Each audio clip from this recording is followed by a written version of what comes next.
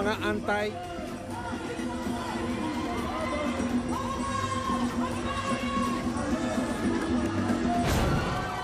At por Duterte, tuloy sa rally. Congressman Alan Peter Cayetano, bagong speaker ng Kamara. Habang si Senador Tito Soto, Senate President pa rin. Matapos bahira ng walang talong record ni Keith Thurman, pambansang kamao ang Manny Pacquiao, ano na kaya ang susunod na hakbang? Ang 5-minute challenge mula Makati hanggang Maynila, posible na raw sa binuksang bahagi ng Skyway. Sa gitna ng Paris Fashion Week, si Heart Evangelista, fashionista pa rin kahit sa pag-grocery. I have to get pancit canton, corned beef, bawang sibuyas. At ang mga agaw pansin na kasuotan sa zona Philippine.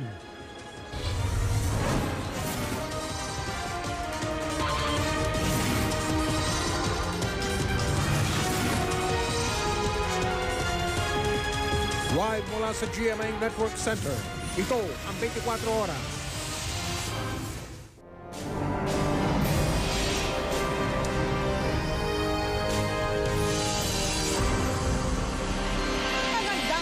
Luzon, Visayas at Mindanao.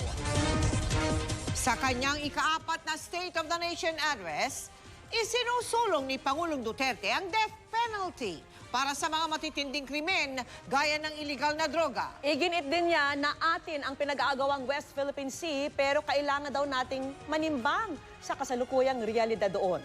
Kapilang din po sa mga binigyan din ng Presidente ay ang pagsupo sa katiwalian at korupsyon. Nasa Batasang Pambansa, live nakatutok si Joseph Moro. Joseph? Mel, Mike, Vicky, dalawa nga ang mensahe nitong si Pangulong Duterte sa kanyang ikaapat na State of the Nation address ngayong araw. Una, ang kampanya laban sa illegal na droga at korupsyon. Pati na ang ikalawa ay yung lecture nga niya sa kanyang mga kritiko tungkol sa kanyang posisyon sa West Philippine Sea at sa China. Pasado alas 5 na nagsimula ang sona ng Pangulo at sabi ng Malacanang ay hinintay daw muna na umaliwalas ang panahon bago lumipad ang kanyang chopper mula sa bahay ng pagbabago sa Malacanang bago siya nakarating dito sa Batasang Pambansa. Sa kanyang sona, sinabi ng Pangulo na hindi pa raw tapos ang laban sa gobyerno at ang focus ngayon, korupsyon at droga na nananatiling hamon sa gobyerno. Sabi ng Pangulo, ilang batas ang kanyang hinihingi sa Kongreso tulad ng death penalty o parusang kamatayan para sa mga makakasuhan at mapapatunayang guilty sa plunder at illegal drugs. Mga panukalang batas na inihain na ng kanyang dating special assistant at ngayon ay Senador Bongo. Binanggit ng Pangulo ang mga problema ng illegal na droga at korupsyon na patuloy na nananalasa kaya kailangan na raw ng batas para sugpuin ito. May pagkukulang din naman daw ang gobyerno dahil minsan ay puro daldal lamang at kulang ng aksyon ang gobyerno at kahit nga marahil siya ay guilty dito. Inutusan niya ang ilang mga ahensya ng gobyerno na pasimplihan ang kanilang proseso sa pagkuha ng mga permit. Dapat din daw ay maging assertive ang mga Pilipino sa paggigiit ng kanilang karapatan. Binalikan ng Pangulo ang ilang mga proyekto na pagtanggumayan ng gobyerno tulad ng Boracay Rehabilitation at binanggit din yung mga ongoing na mga build projects at yung third telecommunications project.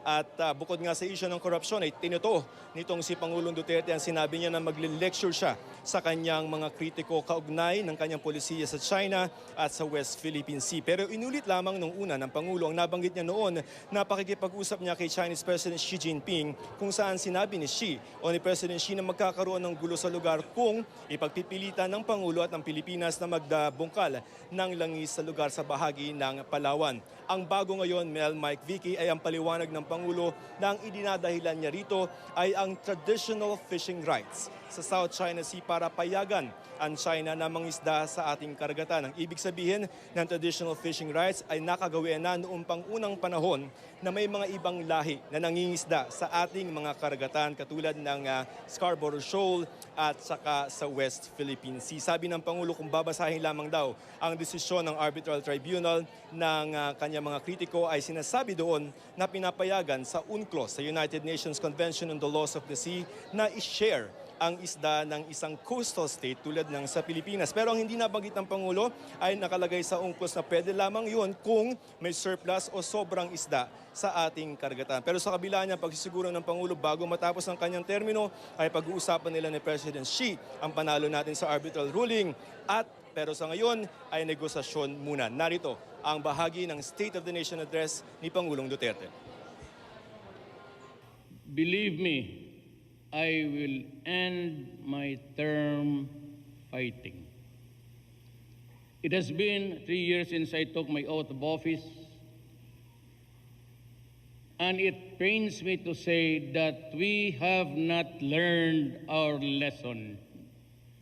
The illegal drug problem persists. Corruption continues and emasculate the courage we need to sustain our moral recovery initiatives.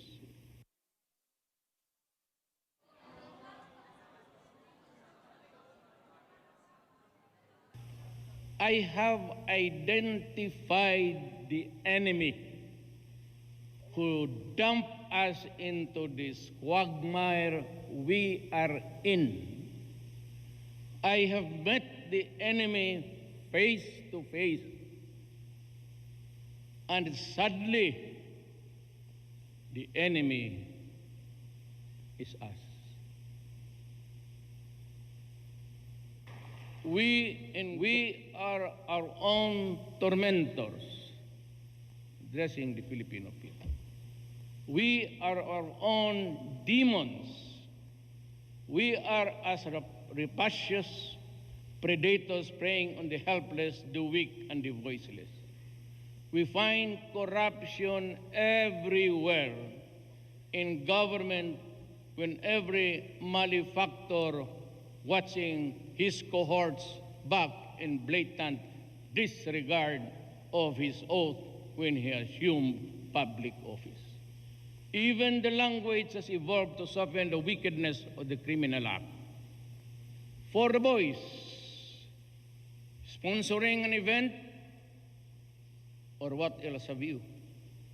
No amount of euphemism can trivialize or normalize betrayal of public trust or any other criminal offense. It is an injury laced with insult.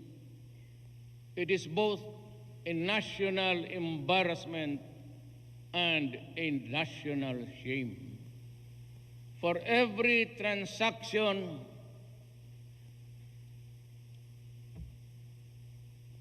a commission.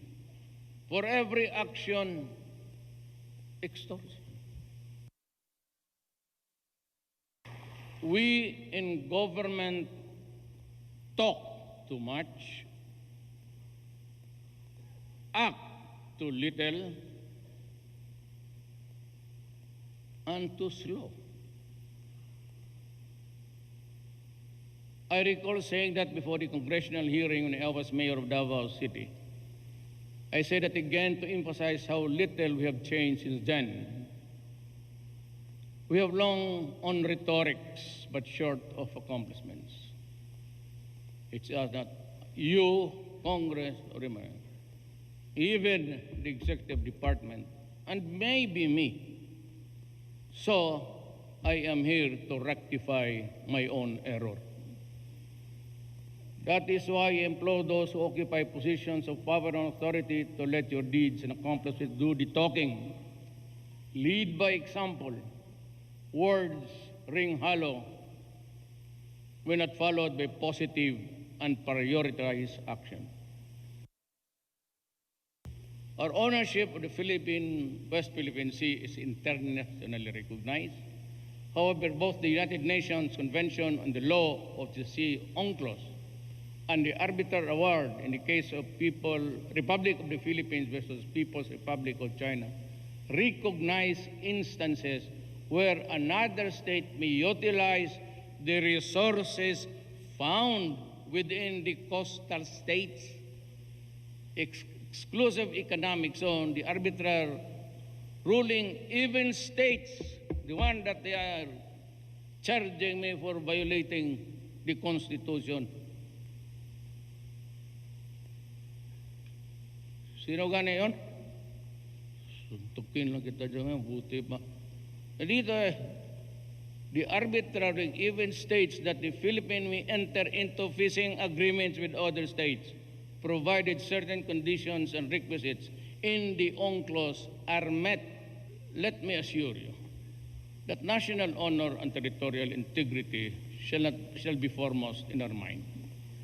And we may take next steps in the smoldering controversy over the lines of arbitral ruling. The West Philippine Sea is ours. There is no ifs and buts. It is ours, but we have been acting along that legal truth and line. But we have to temper it with the times and the realities that we face today. Mike, dito sa mga oras na ito ay kausap nitong si Pangulo ang mga miyembro ng Philharmonic Orchestra. First time na nagkaroon ng orchestra sa zona ng Pangulo at kumanta pa ang Pangulo nung kanyang paboritong Ikaw at saka yung Moon River. At hindi na bago yan na pag medyo nasa good mood itong si Pangulong Duterte ay yung mga nasa nag-entertain sa kanya ay sinasamahan niya para kumanta. Pakinggan natin ng konti itong si Pangulong Duterte. Alam mo, sa totoo lang, ma'am, I'm prisoner. So I don't tired of this. Yung makagalaw na, kalabas, I cannot go. Wala talaga. I cannot go to magbili ng basket jacket. Sila. Kami magbili, gano'n. So I'm practically... Mike, ang itong sinasabi nitong si Pangulong Duterte ay minsan feeling niya kasi na nakukulong siya dito sa kanyang trabaho bilang Pangulo. Kaya yung mga ganitong pagkakataon na nagagawa niya, yung nagagawa ng mga ordinaryong tao ay kinukuha niya yan. Samantala, Mel, Mike, Vicky, yung sinabi na 45 minutes na SONA, hindi yan nasunod. Siyempre, 1.5 hours ang naging SONA ng Pangulo. Sa kanyang SONA nga ay aabot sa 20 mga panukalang batas ang kanyang inihain sa gobyerno katulad ng pagka-create o pagbubuo ng Department of Water, Department of OFW, pati na yung pagbabalik ng mandatory ROTC. Mike, Mel, Vicky. Maraming salamat, Joseph Moro. Nagtipon-tipon at nagkasiyahan ang mga taga-suporta ni Pangulong Duterte. Layon din daw nilang ipagtanggol ang Pangulo laban sa mga kumokontra sa kanya. Mula sa Quezon City, nakatutok live si Oscar Oida. Oscar! Yes, Mel, malakas na palakpakan ang ibinigay ng mga Duterte supporters sa pagtatapos ng talumpati ng Pangulo. Kani-kanina lamang mga supporters na maghapong umantabay dito kahit pa bumuhos ang napakalakas na ulan. Huwag po kayong mag-alala, mamaya may ilalagay po kaming... Kung sa Commonwealth kilos protesta, dito sa may IBP Road, kilos suporta. Party-party ang mode ng mga pro-Duterte groups. Todo bigay sa pagtindak at pagsabay sa pagkanta ng iba't ibang mga banda. May mga artista ring nakisaya, gaya ni na Ines Veneracion. Kaya naman kahit na bumuhos na ang malakas na ulan, tuloy pa rin ang party. Hanggang sa...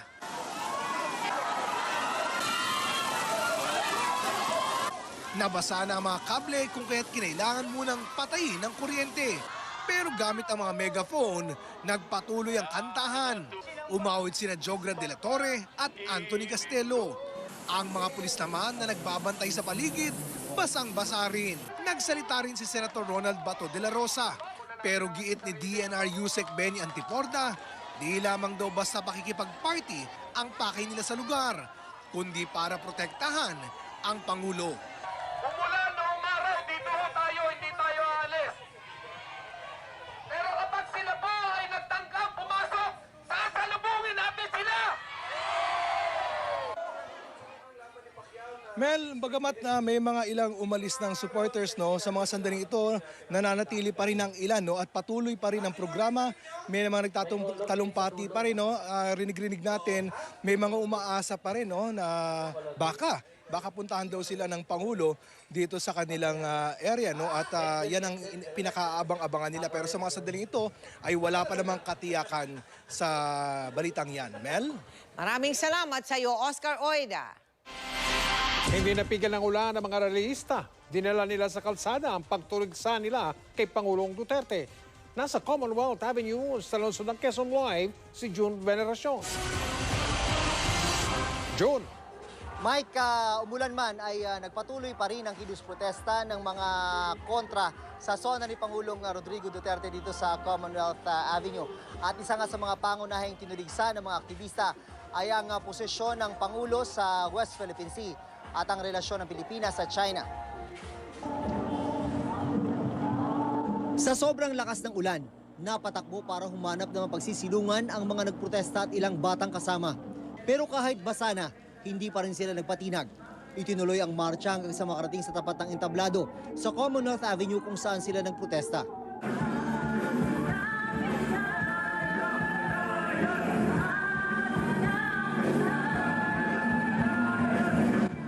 Kasabay ng tugtog na yan ng pagtulisa sa China at posisyon ng gobyerno sa West Philippine Sea.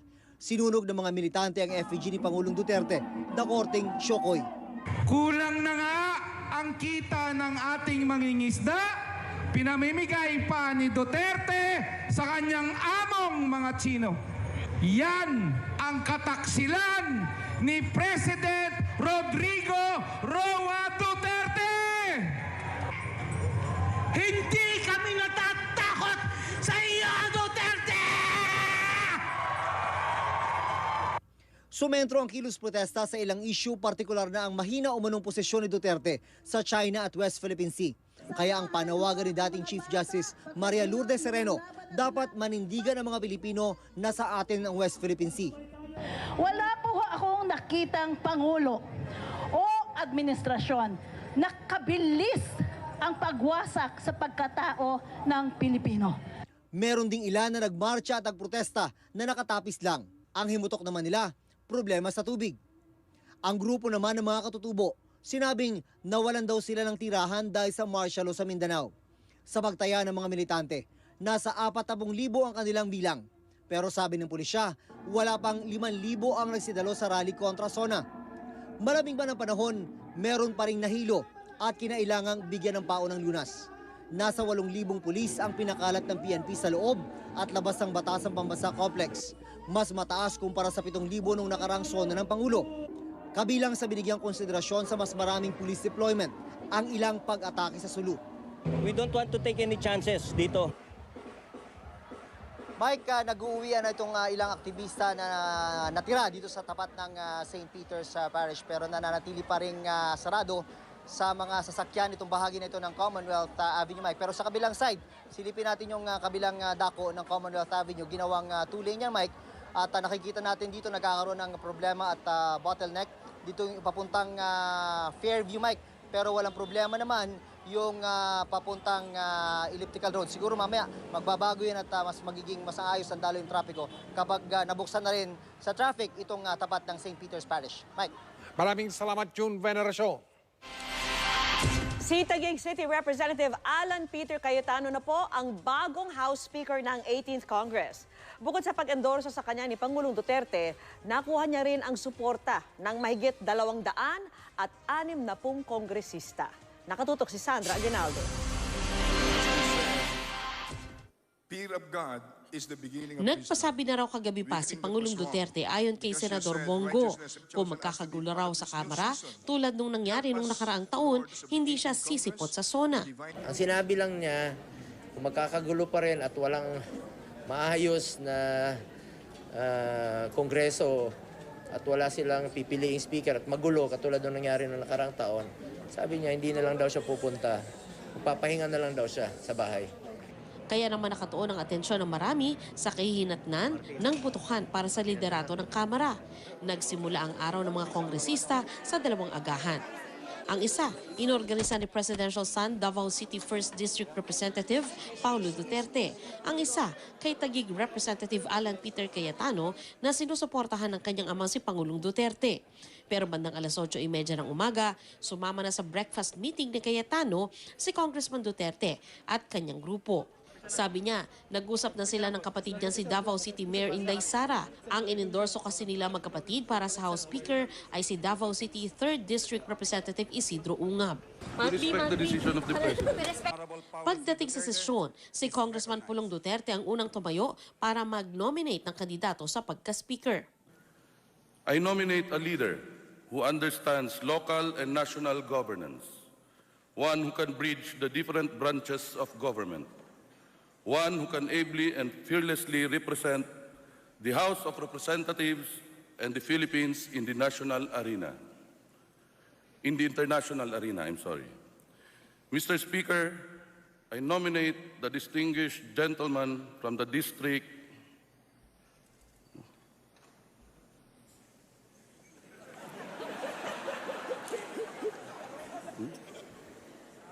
of Taguig Pateros, Representative Alan Peter S. Cayetano, na atong masaligan na magpadayon sa programa na kinahanglanon ni Presidente Rudy Duterte. Daghang salamat.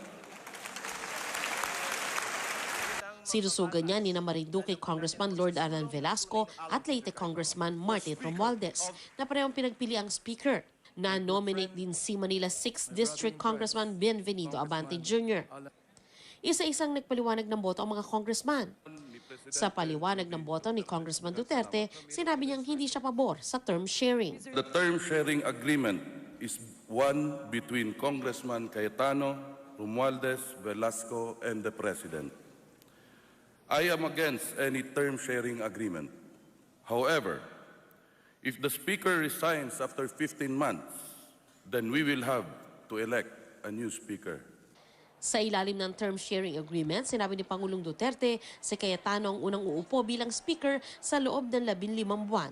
Tapos si Marinduque Congressman Lord Alan Velasco sa susunod na 21 buwan. Matapos ang botohan, 266 ang nakuhang suporta ni Cayetano, 28 ang bumoto kay Abante, 2 ang nag-abstain. Isa ang nag-no vote. 4 ang absent na kongresista kanina. Si Sibak Party List Representative Brother Eddie Villanueva ang nanguna sa pag-pray over kay Cayetano bago ito manumpa. We will do what is right so that we will have a Congress that is relevant, responsive, and reliable. United, we commit to God and our people. Sa panayam ng media, inamin ni Cayetano na hindi naging madali ang kanyang karera sa pagka-speaker na magtatapos makalipas ang 15 buwan para bigyan daan ng kapalit na si Velasco. It's a very, very humbling experience. Hindi madali na makuha ang damdamin at puso ng 304 to 306 na kongresista. Confident naman po tayo na after 15 months mag-give way po sa inyo ang Cayetano? I think so. Nanumpa rin bilang majority floor leader si later Representative Martin Romualdez at maging ang deputy speakers na kinabibilangan ni Representative Duterte na mauupong deputy speaker for political affairs. Sandra Aguinaldo, nakatutok, 24 oras. Walang naging pagbabago sa liderato ng Senado sa pagbubukas ng ika-18 Kongreso. Ang mga baguhang senador nangako nakakayod ng husto para magawa ang kanilang bagong trabaho. Nakatutok si Jam Sisante Kaiko. Those voting for Senator Soto, please say aye. Aye. Those against, please say nay. Senator Vicente Soto is hereby proclaimed as having been elected Senate President.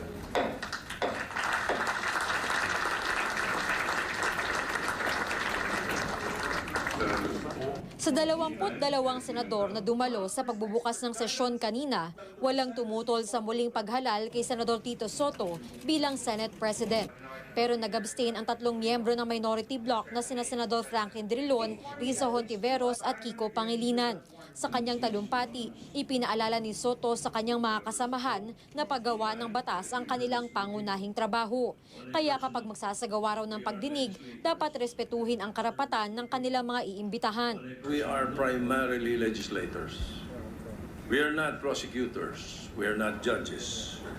Our hearings had been known to be precursors of high blood pressure, heart attacks, strokes, and even self-injury. It should not be the case. The Constitution expressly provides that the rights of the invitees must be respected. And also, because being taxpayers, our invitees are our employers. Si Senador Bato de la Rosa, sinabing ayaw raw niyang may resource person na mapaiyak sa pagdinig tulad ng pag-iyak niya nang humarap sa Senate Committee on Public Order bilang PNP chief habang itinatanggi na polisiya ng gobyerno na pumatay ng mga drug suspect.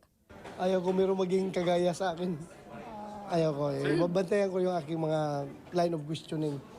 Pero kung salbahin naman yung salbahin naman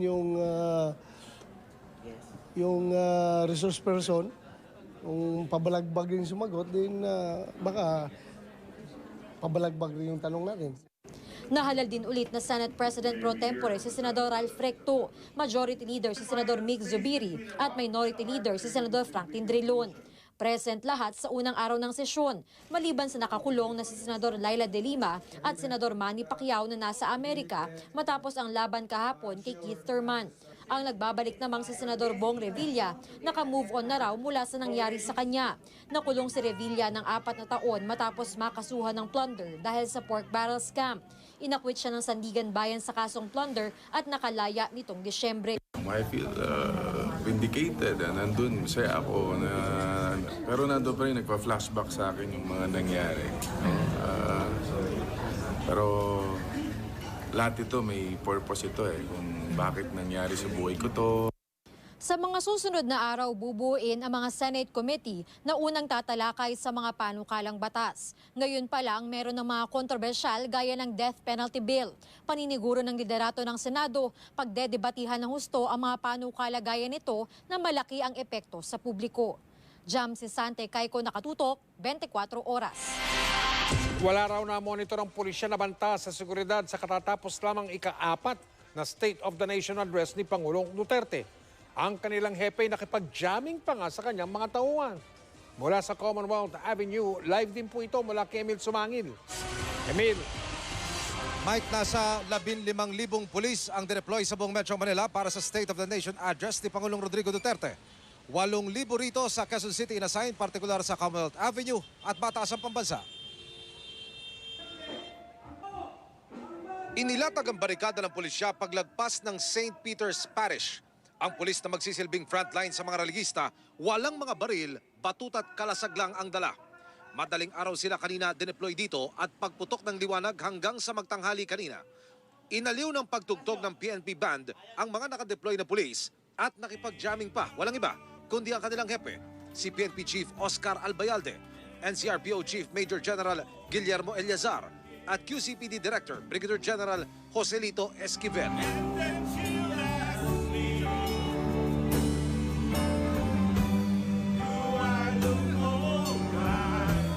Wala raw banta na namomonitor ang pulisya. Sa maximum tolerance kasi natin, sa lahat ng sitwasyon, lagi ina-assess natin at kung kinakailan, lagi may negotiation. Hindi kami nagsasagawa agad ng anumang marahas na aksyon o pag-aresto. Pagkatapos ng kantahan, nag-ikot na muli ang mga opisyal ng PNP. Siya namang dumating ang mga taga-Commission on Human Rights. Hindi na sila nagpa-interview. Nag-i-inspeksyon lang daw sila sa pwestong itinalaga para sa mga relihista at sa barikada ng pulisya. Alauna ng hapon, bubuhos ang ulan, nabalamang marcha at higit 1 oras ang lumipas. Mga kapuso, 2:45 ng hapon, higit 1 oras bago ang itinakdang State of the Nation address ng Pangulong Duterte. Gumalaw na po muli ang mga relihista. Papalapit po dito sa harapan ng St. Peter's Parish. At yung pong entablado na nasa aking likuran, ayon po sa napagkasunduan mga kapuso, dyan lamang titigil. Hanggang dyan lamang yung mga relihista, dyan sila magpoprograma at hindi na po maaaring mag-penetrate pa dahil nandun naman ang barikada ng Philippine National Police. Walang container van, barbed wire o mga dambuhalang truck na ipinangharang sa kalsada ngayon. Maayos daw ang usapan hanggang sa harapan lang ng simbahan ng marcha ng mga relihista at hindi na sila magpupumilit pa. Sa IBP Road naman, binigyan ng pwesto ang mga pro-Duterte. Alas 3 ng hapon, isinara na ang Fairview bound ng Commonwealth Avenue. Naglagay ng zipper lane sa kabilang lane para sa mga motoristang pa-Fairview. Narito Mike, ang pagtaya ng PNP, NCRPO, anti-Duterte rallyist umabot daw sa mahigit 5,300. pro-Duterte rallyist, umabot naman sa 3,400. Sa mga oras na ito, tapos na ang programa ng mga anti-Duterte rallyist. Binuksan na muli ang Quezon Avenue, Fairview bound. At kung yung makikita, napakabigat na ng daloy ng trapiko, lalo na yung dito patungo sa Fairview dahil nga binuksan na muli ang kalsada sa lugar na ito. Mike. Hindi gumagalaw ang traffic dyan. Maraming salamat, Emil Sumangil. Samantala, nanaig ang mahigit 2 dekadang karanasan sa ring ni Senator Manny Pacquiao sa bakbakan nila ng mas batang si Keith Thurman sa Amerika kahapon. Balikan po natin kung paano tinalo ni Pacman ang dating walang talong si Thurman. Makita mo tayo kay Chino Trinidad. Hindi pinahiya ni pambansang kamao Manny Pacquiao ang mga Pilipino nang pasubsubin niya si Keith Thurman sa first round. Ang opening round knockdown ang magiging puhunan ng fighting senator sa kanilang WBA welterweight unification bout. Sa round 2 to 5 ay walang bakas ng isang 40 anyos na mandirigma si Senador Pacquiao. Ngunit sa simula ng ika-6 na yugto ay diniina na ng 30 anyos na kapwa-kampyon ang future Hall of Famer mula sa Pilipinas. Lumitaw ang kabataan at tapang ng co-WBA welterweight champion si Keith Thurman sa middle rounds at ilang beses niyang niyanig ang naghahabol sa hangin na 8-weight division world champion. Sa round 10 ay nakuha ni Manny Pacquiao ang kanyang second win. Inatake niya sa katawan si Thurman na tumiklop sa sakit at napilitang tumakbo hanggang matapos ang round. Pagpasok ng championship rounds ay sariwang lumabas mula sa kanyang corner ang Amerikano na tila ba hinimok ang lahat ng kanyang lakas para makipagsabayang muli kay Senador Pacquiao na nakatikim din ng matatalim na kanan ni Thurman. Sa huling yugto ay kitang naghahanap na maka-knockdown man lang si Thurman. Ngunit ang halos 25 taong professional ring experience ng natatanging 8-weight division world champion ang nanaig. Nang ipahayag ang judges scorecard ay nagulat ang lahat nang sabihin ng ring announcer na nagtapos ang laban sa pamamagitan ng isang split decision. Sa mata ng dalawang judges na sina Dave Moretti at Tim Cheatham ay malinaw na si Manny Pacquiao ang nanalo, 115-112. Ngunit sa scorecard ni Judge Glenn Feldman ay si Keith Thurman ang nanalo, 114-113. Sa post-fight conference ay baka sa mukha ni Keith Thurman ang mababagsik pa rin kamao ni Senador Pacquiao. Bago lisanin ng MGM Grand Arena ay nagpasalamat muna si Senador Pacquiao sa international media at nagbigay ng isang babaon na words of wisdom sa kanyang batang katunggali. Your journey is not over here. It's not finished. This guy is a warrior. I just blessed because I got him in the first round. Para kay Thurman, ang sagupaan nila ng Senador Pacquiao ay isang humbling experience. He has a lot of it still left in him. I felt like he was getting a little bit tired. He's been in so many wars that now he knows what not to do. Sa mga nagtatanong naman kung ito na ba ang huling laban para sa pambansang kamao, I can still fight. The ability that I have, this is not my own, but God gave me this ability to continue my career for a purpose. And I believe that I'm here to inspire. Sino Trinidad Nakaduto, 24 oras. Dahil sa kanyang eye injury, matapos ang laban kay Keith Thurman, hindi muna pinauwi agad ng Pilipinas si pambansang kamao Manny Pacquiao. Ang fighting senator, tila bukas pa rin makipaglaban sa mga mas batang boksingero. Mula sa Las Vegas, sa Amerika, nakatutok si Ma'am Gonzalez. Pagkatapos ng kanyang split decision win kontra kay Keith Thurman kagabi, nagsimba si WBA Super Welterweight Champ Manny Pacquiao kasama ang pamilya at mga taga-suporta sa MGM Grand sa Las Vegas, USA kanina. God is good. Maybe next time. It's not our last, but we have more fights to come. Kagabi sa post-fight press conference, inihalin tulad ni Pacquiao si Thurman sa mga dati niyang nakalaban gaya ni Antonio Margarito. He's very tough. I mean, he's young. I can say he's heavy-handed, man. Not like other opponent that I faced before. This guy is he can fight. Keith is like a Margarito. Margarito is heavy-handed. I think it's because he's big, too big for me. So that's why I feel like he has a heavy hand. Si Keith Thurman tanggap daw ang pagkatalo sa pambansang kamao. Rounds were flying by. And it is what it is, man. This is a sport. My numbers just weren't up to par to be victorious tonight. Halos 2 taong hindi lumaban si Thurman dahil sa injury. Tingin daw niya, nakaapekto yun sa performance niya. He's been the more active fighter than me. And even at the age of 40, that's probably the best thing he had going for him is the constant activity. Oh, he was fast, he was strong. Maraming nakapansin na tila napagod si Pacquiao nang patapos na ang laban. They proved so much tonight. Let's all take a rest right now, and then we'll decide what we're going to do later on. But for right now, we're just going to have a good rest.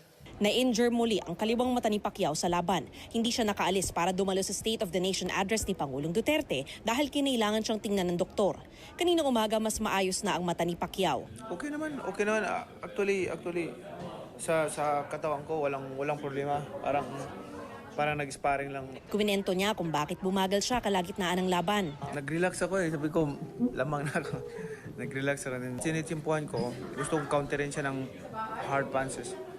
Gusto kong counterin ng malakas. Kaya lang, sinasamantala niya yung pagkakataon. Pinupuntos-putosan niya ako. Nung bumagsak siya, gusto kong trying to finish him. Pero nag-ingat din ako kasi tumusuntok siya ng mga halibas.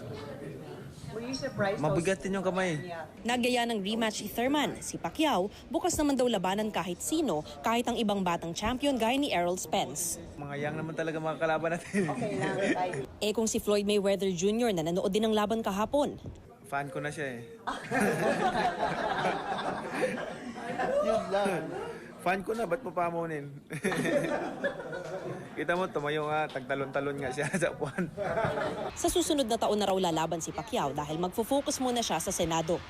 Samantala, isa sa mga pinakatumutok sa laban ang panganay ni Manny na si Jimwell. Ngayon kasi, lumalaban na rin siya bilang amateur boxer. I'm trying to learn din a few, kung how it fights, kung what it's like to be in the later rounds and stuff. So it's not just as a fan din, so I'm also observing kasi since I'm also into the sport now. Marami-rami na ring labang napanood si Jimwell at tila blast from the past daw ang bakbakang Pacquiao-Thurman. He's not in his prime anymore, and yung prime years niya, that was when he was the most dangerous and exciting. But this was parang flashback dun sa kanyang prime years kasi the way he fought Thurman and yung pace was he was like a young Manny Pacquiao. Mula rito sa Las Vegas, Nevada, Mav Gonzalez, nakatutok, 24 oras.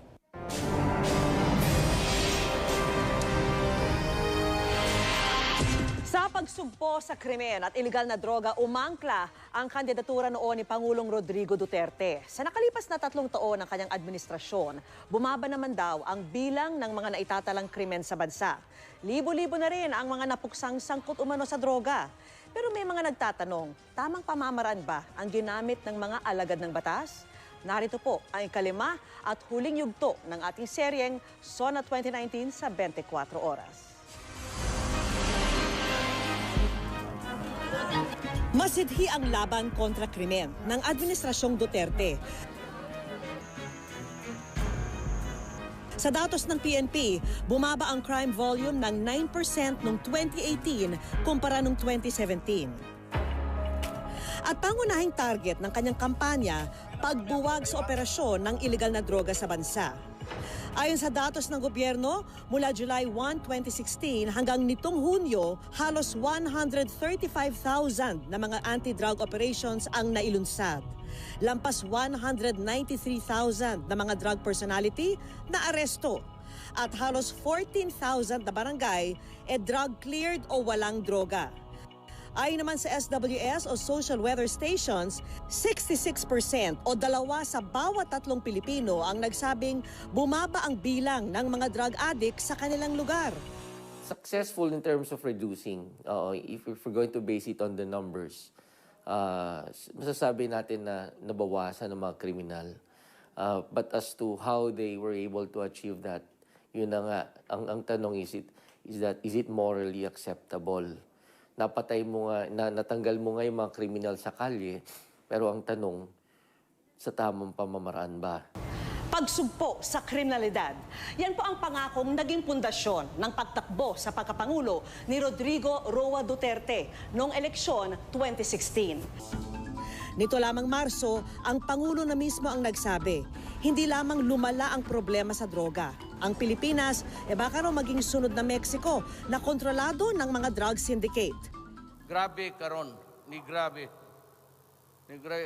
Halos mo surrender na ang mga pulis. Lumala in the sense na pagkatapos mong sisirain yung mga pabrika nila, pagkatapos mong marami ka na-aresto at marami ring namatay in the police operations, meron naman bago, ang gagaling nga ng mga sindikato eh. They can always reinvent themselves. So is he saying na bigo siya? Napuksain yung droga sa bansa natin? Because that was sinasabi niya, masyadong marami, malawak, na ginagawa niya ang lahat, pero meron pa rin dumarating. Kamakailan lang, pinaboran ng UNHRC o United Nations Human Rights Council ang resolusyong inihain ng Iceland para imbestigahan ang kalagayan ng karapatang pantao sa Pilipinas, kabilang na ang mga pagpatay kaugnay ng droga. Bilang miyembro ng UNHRC, inaasahan daw ang Pilipinas na protektahan at isulong ang human rights. Bagamat seryoso ang problema sa droga ng bansa, dapat daw labanan nito ng ginagalang ang rule of law.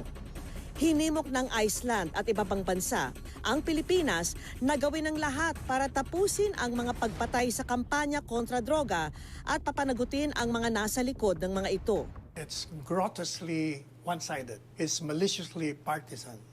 It's outrageously narrow. Batay sa mga maling report na tinatanggap nila na totoo.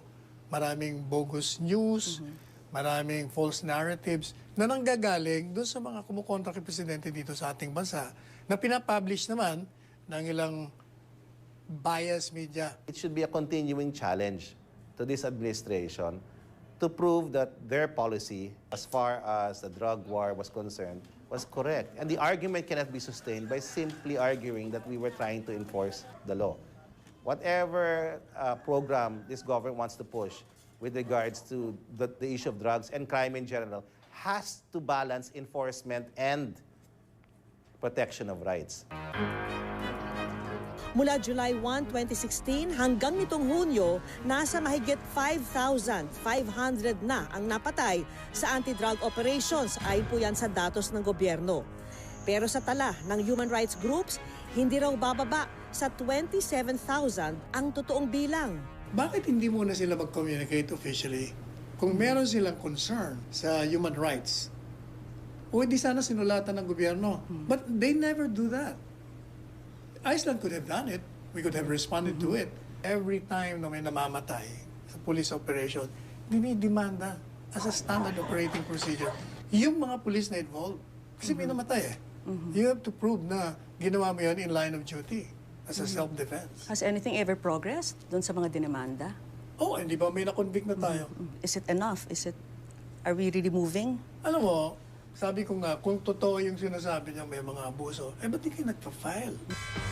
Marahil, malayo-layo pa nga ang tatahakin ng bansa bago tuluyang matalo ang kriminalidad at droga. Ang tanong pa rin ay kung anong mga hakbang ang gagawin ng administrasyon para magtagumpay.